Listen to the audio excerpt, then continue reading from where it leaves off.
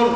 তো আল্লাহ তাবারক ওয়া তাআলা কোরআন শরীফের মধ্যে যেই নবীর আমরা গোলাম, যেই নবীর আমরা উম্মত, সেই নবী মুহাম্মদুর রাসূলুল্লাহর নাম কোরআন পাকের মধ্যে আল্লাহ তাবারক ওয়া তাআলা 4 জায়গায় ঘোষণা করেছেন। কয় জায়গায়? কোরআন শরীফের মধ্যে মুহাম্মদ নামটি আল্লাহ তাবারক ওয়া তাআলা 4 জায়গায় ঘোষণা করেছেন। সেই 4 জায়গা কোথায় কোথায়? চতুর্থ পারা সূরা আলী ইমরান আয়াত নাম্বার 144 এর মধ্যে আল্লাহ তাবারক ওয়া তাআলা বলেন, ওয়ামা মুহাম্মাদুন ইল্লা রাসূল কাদ খালাত মিন কাবলিহি রাসূল। তো এক জায়গায় নাম ঘোষণা করলেন, চতুর্থ পারা ষষ্ঠম রুকু সূরা আলী ইমরান আয়াত নাম্বার 144 এর মধ্যে মুহাম্মাদের নাম ঘোষণা করা হয়েছে।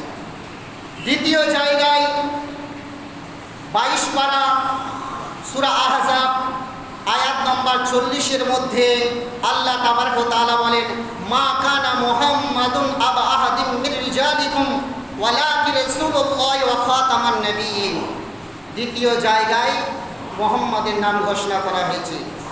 তৃতীয় নম্বরে 26 পারা সূরা ফাতহ আয়াত নাম্বার 29 এর মধ্যে আল্লাহ তাবারক ওয়া তাআলা বলেন, মুহাম্মাদুর রাসূলুল্লাহ ওয়াল্লাযিনা মাআহু আশিদ্দাউ আলাল কুফফারি রুমাহু বাইনাহুম। চতুর্থ নম্বরে আল্লাহ তাবারক ওয়া তাআলা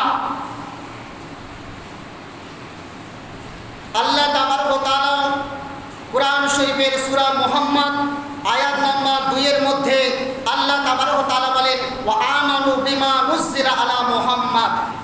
এই 4 জায়গায় আল্লাহ তাবারক ওয়া তাআলা কোরআন শরীফের মধ্যে 4 জায়গায় নবী পাক সাল্লাল্লাহু তাআলা আলাইহি ওয়াসাল্লামের নাম আল্লাহ তাবারক ওয়া তাআলা ঘোষণা করেছেন।